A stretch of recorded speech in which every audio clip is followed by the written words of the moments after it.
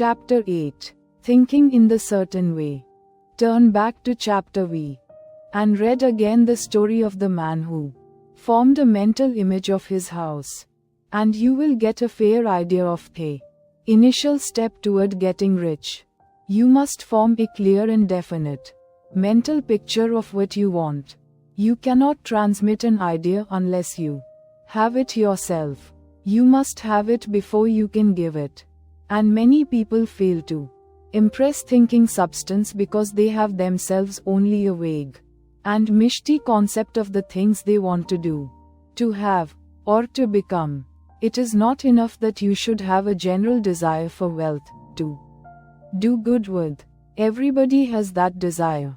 It is not enough that you should have a wish to travel, see things, live more, etc.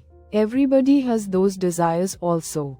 If you were going to send a wireless message to a friend, you would not send the letters of the alphabet in their order and let him construct the message for himself, nor would you take words at random from the dictionary. You would send a coherent sentence, one which meant something. When you try to impress your wants upon substance, remember that it must be done by a coherent statement. You must know what you want and be definite. You can never get rich or start the creative power into action by sending out unformed longings and vague desires. Go over your desires just as the man I have described went over his house. See just what you want and get a clear mental picture of it as you wish it to look when you get it. That clear mental picture you must have continually in mind, as the sailor has in mind the port toward which he is sailing the ship. You must keep your face toward it all the time. You must no more lose sight of it than the steersman loses sight of the compass.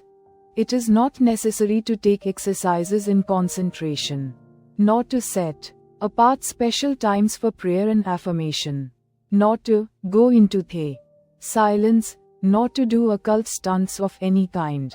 These things are well enough, but all you need is to know what you want, and to want it badly enough so that it will stay in your thoughts. Spend as much of your leisure time as you can in contemplating your picture, but no one needs to take exercises to concentrate his mind on a thing which he really wants. It is the things you do not really care about which require effort to fix your attention upon them. And unless you really want to get rich, so that the desire is strong enough to hold your thoughts directed to the purpose as the magnetic pole holds the needle of the compass, it will hardly be worthwhile for you to try to carry out the instructions given in this book. The methods herein set forth are for people whose desire for riches is strong enough to overcome mental laziness and the love of ease, and make them work. The more clear and definite you make your picture, then, and the more you dwell upon it, bringing out all its delightful details, the stronger your desire will be. And the stronger your desire, the easier it will be to hold your mind fixed upon the picture of what you want.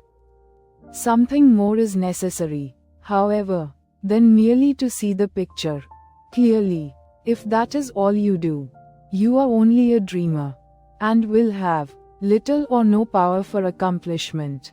Behind your clear vision must be the purpose to realize it, to bring it out in tangible expression. And behind this purpose must be an invincible and unwavering faith that the thing is already yours, that it is at hand, and you have only to take possession of it. Live in the new house, mentally, until it takes form around you. Physically, in the mental realm, enter at once into full enjoyment of the things you want. Whatsoever things ye ask for when ye pray, believe that ye receive them, and ye shall have them, said Jesus. See the things you want as if they were actually around you all the time. See yourself as owning and using them. Make use of them in imagination just as you will use them when they are your tangible possessions. Dwell upon your mental picture until it is clear and distinct, and then take the mental attitude of ownership toward everything in that picture. Take possession of it, in mind, in the full faith that it is actually yours. Hold to this mental ownership. Do not waver for an instant in the faith that it is real. And remember what was said in a preceding chapter about gratitude. Be as thankful for it all the time as you expect to be when it has taken form. The man who can sincerely thank God for the things which as yet he owns only in imagination has real faith. He will get rich. He will cause the creation of whatsoever he wants. You do not need to pray repeatedly for the things you want. It is not necessary to tell God about it every day. Use not vain repetitions as the heathen do, said Jesus to his pupils. For your Father knoweth that ye have need of these things before ye ask him. Your part is to intelligently formulate your desire for the things which make for a larger life, and to get these desires arranged into a coherent whole, and then to impress this whole desire upon the formless substance, which has the power and the will to bring you what you want. You do not make this impression by repeating strings of words. You make it by holding the vision with unshakable purpose to attain it, and with steadfast faith that you do attain it. The answer to prayer is not according to your faith while you are talking, but according to your faith while you are working. You cannot impress the mind of God by having a special Sabbath day set apart to tell him what you want, and then forgetting him during the rest of the week. You cannot impress him by having special hours to go into your closet and pray. If you then dismiss the matter from your mind until the hour of prayer comes again, oral prayer is well enough, and has its effect, especially upon yourself, in clarifying your vision and strengthening your faith. But it is not your oral petitions which get you what you want.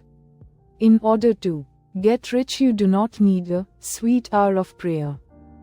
You need to pray without ceasing, and by prayer I mean holding steadily to your vision, with the purpose to cause its creation into solid form, and the faith that you are doing so.